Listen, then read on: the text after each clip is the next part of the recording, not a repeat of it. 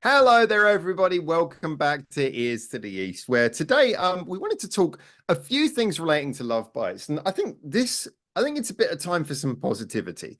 There's a few subjects I want to bring up with dear old Neon, who's going to be seeing love bites, as you know, if you're watching his channel, he's going to be seeing him in London soon. Because this is one of those groups, you love them or hate them, or anywhere in between. There are so many different things on the internet about opinions, about rabid opinions about them, all this kind of stuff. And I think often, a lot of the time, we miss the point with Love Bites. This is a group who I really enjoy them. I'll be the first to say I'm not like a super fan like some people. Like I really like their music. It's maybe the sort of thing where maybe a whole album of it, maybe by the time I get to the end of an entire album, is maybe a little bit too much for me. But I really appreciate. I like it what it is. I think they're a valuable source of music to the Japanese scene, and just another element of diversity in the scene. Something new. And of course, the other thing to point out is we did that episode recently where we were comparing Spotify monthly viewing figures, and we were all surprised how low Love Bites was. And of course, that is not a definitive figure, but it's still a figure that shows you something interesting. So for a band who don't have as many views as you maybe would think compared to some of their peers, they were like a tenth of what Hanabiya had, for example, and less than Nemophila and stuff like this. And for all the things that are out there, we wanted to just have a discussion about some of it. Now, this is actually going to be a positive episode, but one of the things I wanted to start with, and Neon briefly said before we kicked off, he wasn't aware of this. Some people might be aware that there have been some people kind of given a bad name to the Love Bites fandom. If you know any Love Bites fans in general, they're really cool. But there's this thing that's been coming up where you go into a lot of premieres, or if you go into like comment sections, there'll be people claiming to be Love Bites fans. I don't know if it's true or not, or if they're just a bad bunch or just a noisy bad bunch, but people go in there and basically, even if it's nothing to do with Love Bites, they'll just go in and go, oh, but Love Bites are better, or oh, this sucks compared to Love Bites. Or sometimes I've been in premieres where someone will come in, it'll be a premiere for a band, they'll go, this band sucks, Love Bites rules, a lot of this kind of thing. And the first thing I think needs to be said, first of all, we have no proof that these people are not just asshole trolls. We have no proof they're genuine fans. And second of all, even if they are real fans, they're noisy, but they're not representative. And I think the Love Bites fandom as a general is actually nothing like these people are giving it the impression of being. So I just want to tackle this subject first. That's actually really interesting to me because, like I said, on both my channels, on both this one and my main one, I've had nothing but positive experience with Love Bites fans. They've been really, Yeah. really happy, really positive, really informative as well, giving their opinions. And like, yeah, I've got nothing but good things to say about the Wolfpack. Have you seen these supposed Love Bites fans who will appear when, like, if you go to watch a premiere of another band, they'll I, like appear? I gotta say I haven't, so maybe I'm kind of like blissfully unaware of that happening. Um, I mean, we get a few people like that in any premiere, really, that come in and stuff like that. So you do get that general sense of other people. Whether or not it's like more focused on Love Bites fans or not, I can generally say I haven't really seen it. But then again, maybe I'm looking at it through rose tinted glasses because my experience with Love Bites fans has always been a Well, really, really positive one. again, this is important to say is that as a general, the people who I would genuinely consider to actually be genuine Love Bites fans, and this is the point we're getting to, as a general, they're just normal fans like the fans of any other band. I just think there seems to be, so it's interesting you haven't seen this, but there seems to be this occasional rotten bunch who seem to be out there, and I don't know if they're really fans or not, giving a bad name. And I'm wondering, I suspect there might be people watching this who've been in other band premieres and have seen it. And if you're a Love Bites fan and you're in the premiere, that's got to be awkward. If you're a Love Bites fan, but you're watching another band, you're there for them, and suddenly these comments start appearing by people purporting to be Love Bites fans. Um, there seems to be, I think, there is certain. I've spoken to people in communities who have expressed a little bit of a fear that is like, if you're talking to a Love Bites fan, oh, is it going to be one of those ones who are like, we love Bites, everyone else sucks. I think you get that for every band, but I think there seems to be this fear around Love Bites fans. Like there's something scary about like the Wolfpack. But Hmm. I think this is yeah, I think it's something where I kind of want to burst the bubble on that, and I want to get more Love Bites fans You like guys. out in other, yeah, you guys out there, if you're communicating in other like discords and forums. It's really interesting. I'd love to know what interactions people see, but you haven't seen anything like this, like the sort of the general awkwardness there's been with some people around No, like no, like I potential said, trolling. mine has always been like really, really positive. Obviously, me and you deal with like thousands of bands, thousands of different videos, and you know, we're very blessed to do what we do and be a part of not just one community, but probably many. Um, Um, quick caveat, I don't really mean on our communities because our communities, like you say, are very broad. I mean like when you see them popping up on random like band videos and stuff. but no, I can't say I really kind of Fair experienced it, enough. but I do get the what you just said about like people saying obviously having that apprehension, shall we say, about like Love Bites fans because yeah, I do see that a little bit, or I see that more common when the talk of Love Bites gets about that. A lot of people, even in my community, are a bit like, oh, I love bites. So it must be a thing probably elsewhere that's probably driven home quite a bit. But for me personally, my experience with Love Bites fans has always been positive. Probably my experience with Love Bites fans is one of the reasons why I'm such a Love Bites fan myself, just because again, it's all been really positive. Well, so one of the things that I think may have caused this, or at least what I've seen, Mm. um, and what I've again, this isn't just me. I've heard other people talk about this, but I don't want to sort of quote people on anecdotes because I want to drag people into this. But one of the things that is interesting is I remember when when I first covered Love Bites was in 2019. I think it was April 2019. I first heard a Love Bites song. I actually can't remember what the name is. So for anyone who wants to tell me, it was one of those old music videos. It was set like in an office and it looked like they just filmed it in their record company office. It looked like a zero budget video. Them just walking around the office playing, like someone having a feud with an office person. And then it was one of the old videos where it stops halfway through to show you an advert for their album is part of that whole phase. Oh, I But hate those type of music videos. yeah, I'm not gonna lie. but I remember I gave a lot of love to that when I first heard it. I was like, this is charming, this is fun, it's well played. And I remember straight away I got a lot of people who, ironically, the other way, who were very sort of anti, like, oh, we don't like this. Oh no, this isn't, who I think took a bit of exception Mm. to the whole style of the group, which I never understood that. So I wonder if it's just like there's been this inbuilt. I'd love to know if someone knows where this starts. Maybe some people provoking Love Bites fans, and then maybe that's caused a backlash. I don't know if you've seen this with any other I groups, but it just seemed there's this like very artificial like conflict around Love Bites fans, and like most of them, like you say, you talk to them and they're fine. I think it's the style of Love Bites itself. I mean, me and you were Okay. just talking about this a little bit before we started recording. But the way that Love Bites is built, I think, and the way that Mio, I think, had a rather big influence in the way that Love Bites sounds and probably acts, which is it's a very Western experience. It's a very traditional thrash metal kind of band when they first started, which is very different probably from anything else for whether or not that's a pro or a con, maybe for a lot of people, than probably most bands in Japan right now. For me, it's one of the draws, but I think for a lot of people, it could be one of the cons because they're not as, shall we say, Japanese sounding as maybe they should be. So Well, that might not be yeah. the draw for a lot of people. But I also one of the other things as well, but that might cause the behavior for some people is, and I've said this in previous videos before, the promotion for Love Bites absolutely fucking sucks. By the way, like I like as a Love Bites fan myself, they don't get the attention or their name in circles as they should. With one exception, they did one bit of genius. Do you know the one I've said it about it before. Do you know what my favorite bit of Love Bites marketing genius was? Oh, go on. You You, gotta tell me. you, I've forgotten.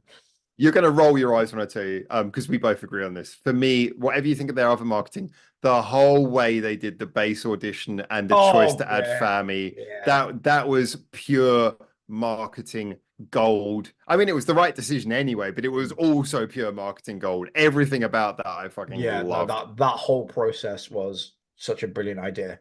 and the Uh, right choice at the end, and the right choice at 100%. the end. Yeah. So everything's been really, really positive. I mean, one of the reasons why we did this episode as well is because we had a lot of positive comments on our previous video, Yeah. and we wanted to go through a few today and interact with you guys and show people the positive positivity that comes around with Love Bites and stuff like that. Because I do feel like, as a Love Bite fan, that kind of hurts me, because I don't want the whole bunch of apples to be soured by, you know, one or two bad apples.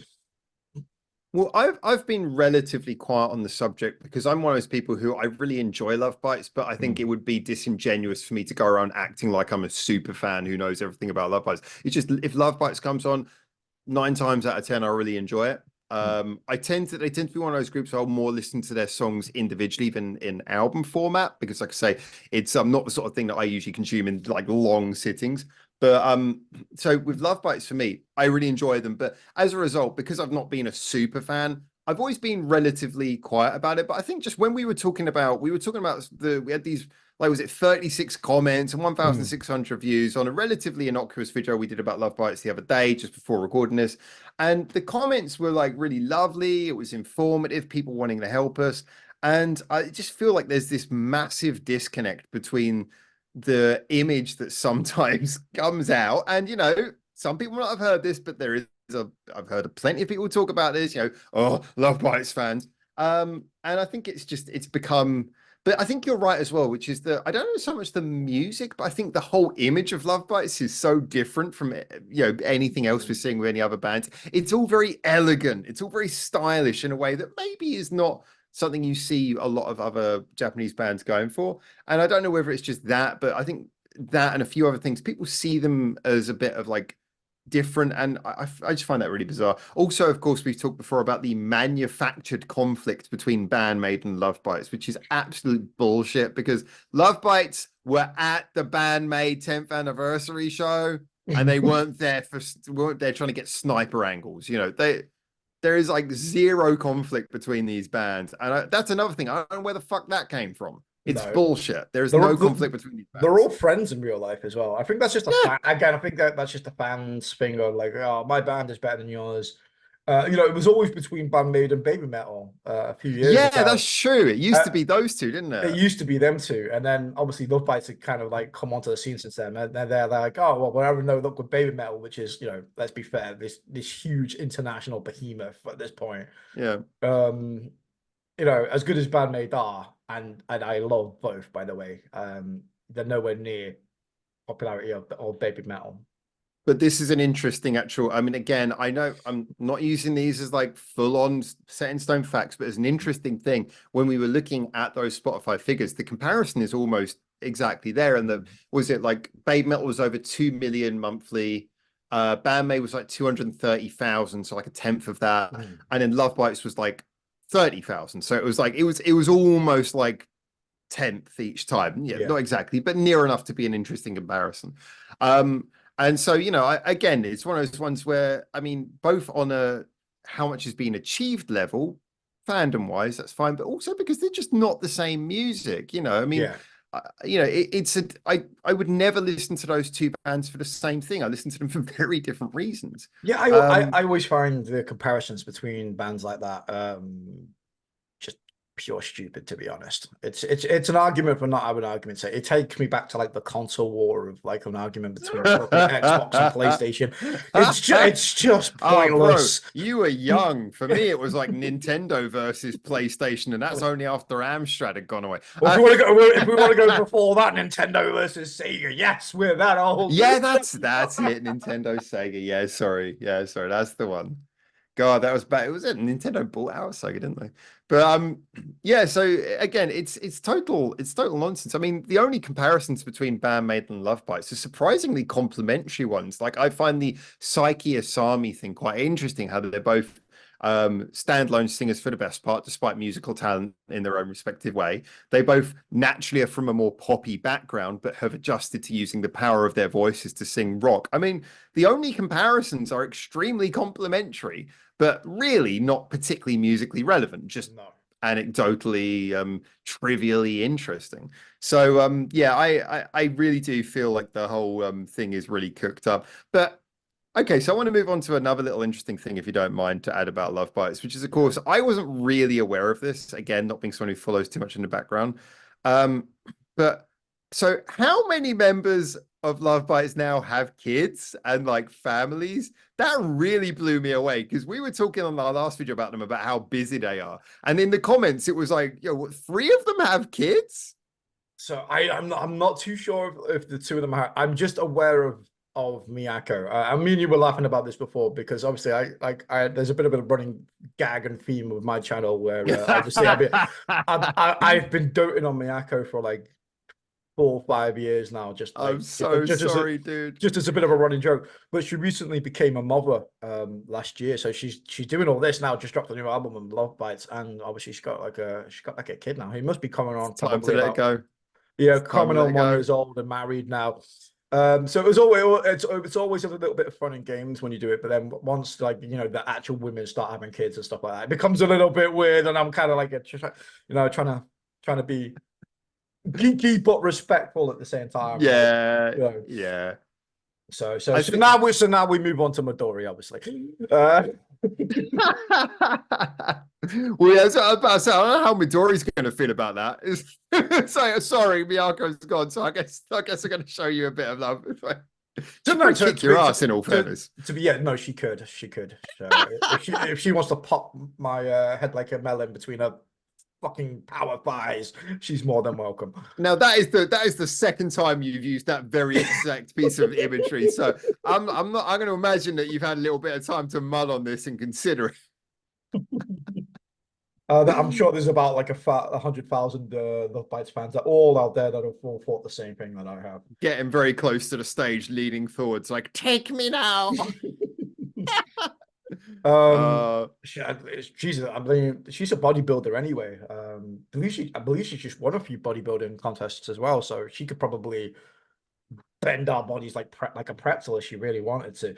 Well, I was kind of interested because I didn't know too much about that. To be honest, I'm just going to say this completely honestly, and people can read into what I want. My ignorance is my ignorance. The first time I really noticed about that was I was going through some Love Bites pictures for like I use a lot of stock pictures and have to find pictures. I was looking pictures of the old band and looking at them now. I was like, when did they replace their guitarist? I don't remember this. I was like, they replaced this sort of this very pale lady with this very bronzed lady, and it took me a while to realize, oh no, she just really changed.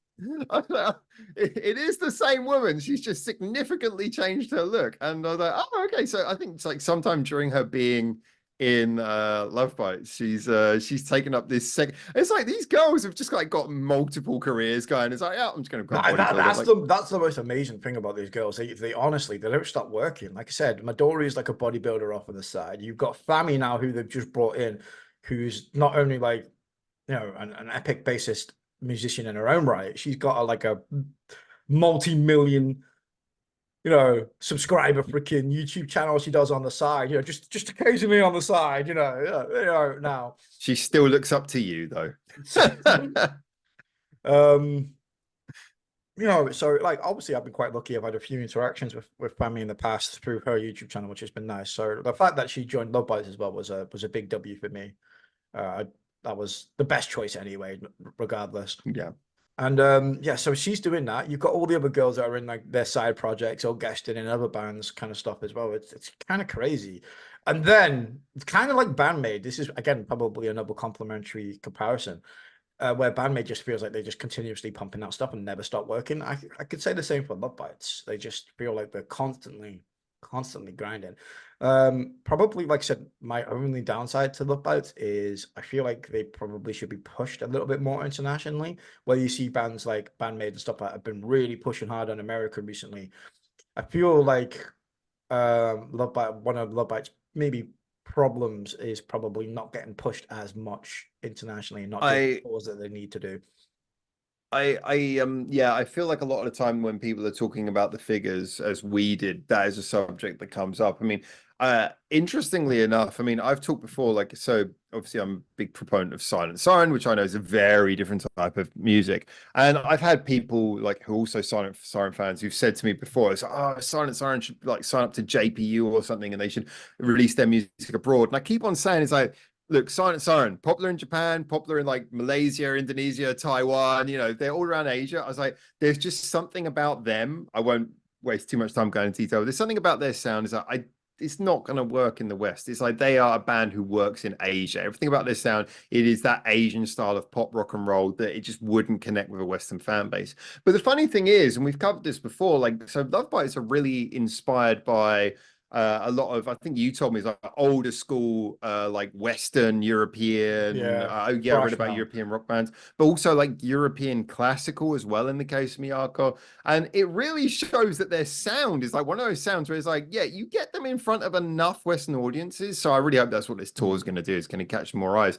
But I think it might also be one of those things as the fan base grows, it will maybe water down the maybe the bullshit that we occasionally see from like some bad actors, and it'll just allow the general wider range of like positive community interactions to be more visible across the metalverse. See Yeah, what I I mean, did there? there was a really good comment actually on the last video we did, which I do want to talk about, which I actually thought was a really, really good point. Yeah, bring it up. Yeah, if I can find it. We've got so many, by the way. I want to say a big thank you to everybody that's been commenting on the video. Yeah, yeah. Big Absolutely. thanks to all of you. We've got like at the moment we've got how many is it? We've got 38 at the moment, and every single one of them is just like super Yeah. Also, interesting. for all those people say they're going to be at the New Cross gig as well, if you see me there, by all means, come and say hi. Come and chat to me. I'd be more than happy to speak with everybody. Yeah. So if you You see have to me, get past his bodyguards first of all, though. He's real high oh, maintenance. I can't afford them. Jesus Christ. There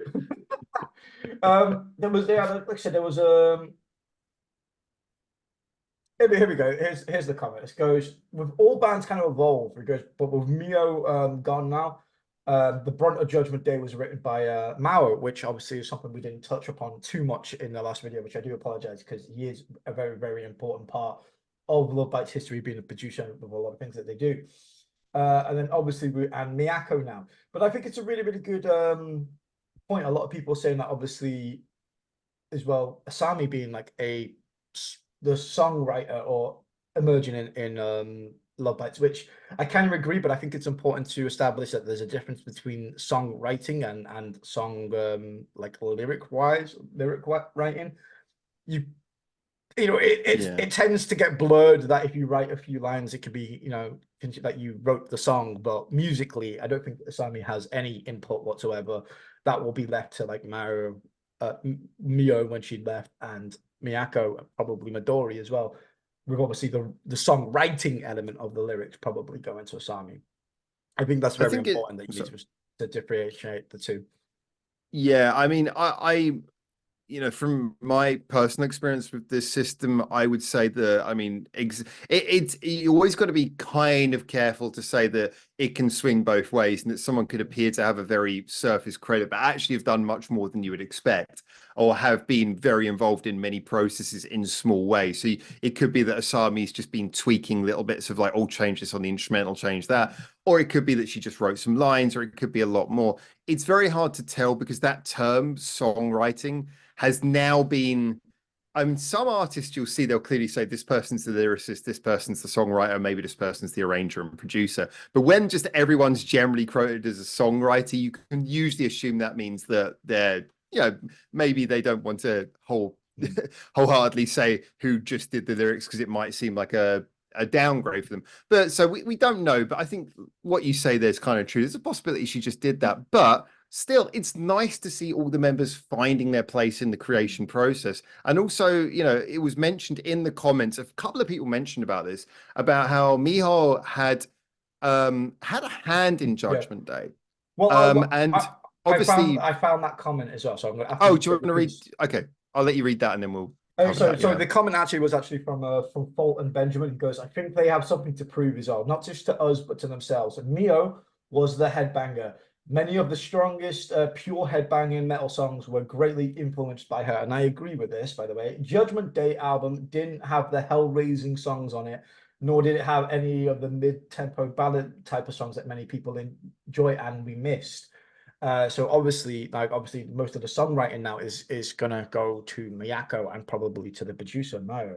And I do kind of agree with this. A large portion of the thrashier Love Bite songs were influenced by Mia, and you could really tell she had a hand in that. Whereas Judgment Day, I don't know the extent of Mia's influence, whether or not she still had a hand in this, or whether or not it was a complete fresh start. We will probably never know. But you could really sense like the more kind of, like I said, classical metal direction that they were kind of going in. And this was definitely more of a Miyako influence and less of a Mio thrashy metal influence here. So the change of direction is kind of noticeable in Judgment Day a little bit. A lot of people really, really liked it. Maybe a few liked it less. I think it's logical to assume the next album will continue that progression, though, because obviously Yeah. it was like Fami was adding her sound to something that maybe Miho had a big part in, but now his next one is going to be Zero Miho. I think Haruna's still going to be providing that drum beat, which is going to there's always going to be a degree of thrash with Haruna around, because if she's not twirling that star, she's definitely going to be like rumbling the ground. It's mostly accepted as well that obviously Fami didn't really have too much of an input. I believe the common consensus is that the album Judgment Day was pretty much done and dusted by the time they brought Fami on, and she just literally just added her parts onto it. Without, So this is obviously, exciting. yeah. So the next album is going to have a bit more of a Fami influence. I think we're going to go more in the classic metal traditional. I want to say more of the difference between Mio and Miyako is Mio was more of a Western sounding thrashy songwriter, whereas Miyako has a more traditional Japanese, classically brought up way of writing songs. So it's going to sound, I want to say maybe a little bit more Unlucky Morpheusly kind of like classical sounding in the way that probably moving forward. And then obviously with Fami as well, with her influence, could see even another change in the songwriting capacity. I partially agree, but here's the thing. So I think Miyako, it seems like she's going to be the strongest voice. And to be honest, it seems everything I've been told, and assuming it's correct, everything I've been told has been a Miyako element, has almost always been my favorite aspect of every song I've heard thus far. I think because a lot of the things I love about Love Bites is not just the rock stuff is the energy, but the real color is the way they throw in these bits that are semi-classical. I adore that. And that to me is what makes Love Bites. That's why songs like Glory to the World remains probably my favorite one by them, as stereotypical as that might be to say. Because it's got that solo that almost sounds like Bach. It's like a guitar solo that I adore, and like the whole thing has that beautiful sound. But the point is that like everyone's bringing something different. So Miyako's bringing a classical aspect, but maybe it'll open the door. Like Fami, I mean, her whole YouTube channel was about how diverse she was as a bassist, and she get in there some slaps, some funk. She could add funk. Haruna's obviously going to keep that high energy, rumbling rock thing going underneath. So you're still going to have the same enjoyment. And if Asami is really leaning into doing a bit more writing, then the writing we could see from her could well add a little bit of her feel towards something soulful. So you got room for funk, you got room for soul, you got room for classical. And of course, Midori is just going to Midori whatever happens. So you're not going to lose the Love Bites quality, because she's still going to be there to like tear it up, do the Love Bites sound. I'm not too if it doesn't get the Midori seal of approval, it doesn't go through. Your head will explode for a different reason in that case. Can I just read one comment I quickly wanted to read out here as well? Yeah. This was from Rickdale 7813. This was just because I mentioned earlier about the multitasking they were doing. And so Rickdale, I'll just read the last part of his comment. He says, after all, both Miyako and Asami are both mothers of toddlers and cannot be away from home long, which makes this touring fucking incredible. And he says, also of note, I believe also of note is Fami is still a full-time college student or collegiate. I don't know what collegiate means. I'm assuming that's something to do with college. Like, I don't know. But basically, she seems to be a full-time student with her eyes on a bachelor degree. So this is like some sort of university, college for an America type thing. So, I mean, if Fami is like doing a degree, you got Asami and Miyako both with toddlers. That's incredible. I mean, I think that's genuinely incredible. And I think whatever you think about the music, sometimes we have to give a little bit of love for bands who just have a good work ethic. Even if you don't like the music, the work ethic is, that deserves some respect. I mean, that I think that in a nutshell kind of gives you the main reason probably why their popularity has not been as big as it should be over the last 2 years, because simply, you know, real life shit has got in the way. The girls are going to be mothers, they're going to be doing things. Obviously, But you wouldn't they've been notice from the output. no, you wouldn't notice from the album, but in terms sorry, of albums, but you wouldn't tell, but you can tell by, like I said, the way that the tours are going on, the way that they've not been really active touring wise, unless you're in Japan for the last, like, probably, I would say, like 2-3 years. When you've got the likes of obviously Baby Metal and Band-Maid that have been absolutely just smashing the hell out of Europe and America recently, and their popularity has gone almost. Well, one of them's been smashing the hell out of Europe. Like, that's a video for another day. But obviously their popularity and their constantly in the, you know, in the mind of the population, because you're constantly seeing them, you're constantly hearing them, they're constantly active. Whereas Lovebites have been active, but it feels like they've been active with like one hand tied behind their back recently. So obviously it's going to take a lot to ask these mothers to go away from their children.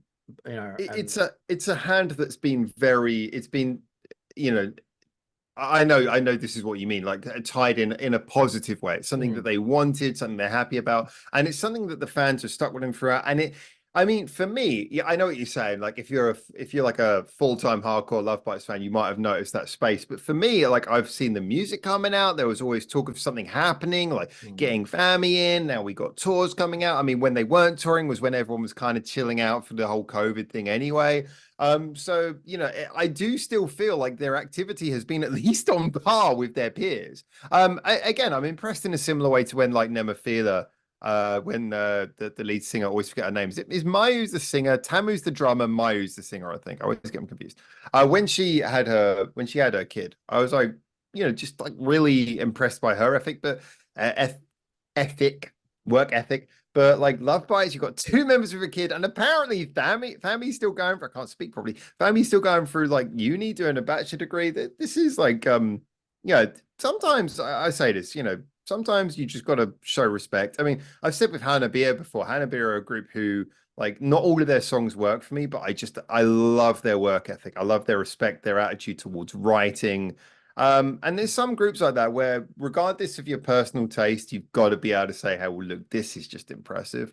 So for me, I just kind of feel like Lovebites have like earned that level of respect. And so I really do hope that the growing fandom will come in, maybe wash away some of these bad actors who give a bad name to a otherwise seemingly really positive community. And I hope that like Lovebites fans, as I know they do occasionally, can be like sort of mixed into this whole group of people. Like you've got on your community, I've got on my Discord and community and everything. I hope we can just see them all mixing in.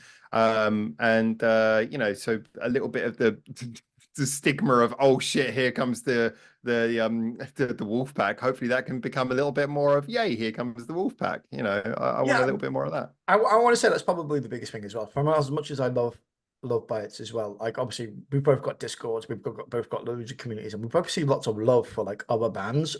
But I rarely see people, even in my own community, like really give the Lovebites the amount of love. So if you are a Lovebites fan, seriously, come and join mine and Howard's Discords and stuff. Both of our Discords are linked anyway, so you can enjoy it both. But yeah, come and get some more Lovebites fans in there and grow a bit more of a Lovebites community, because I think we both would really like that.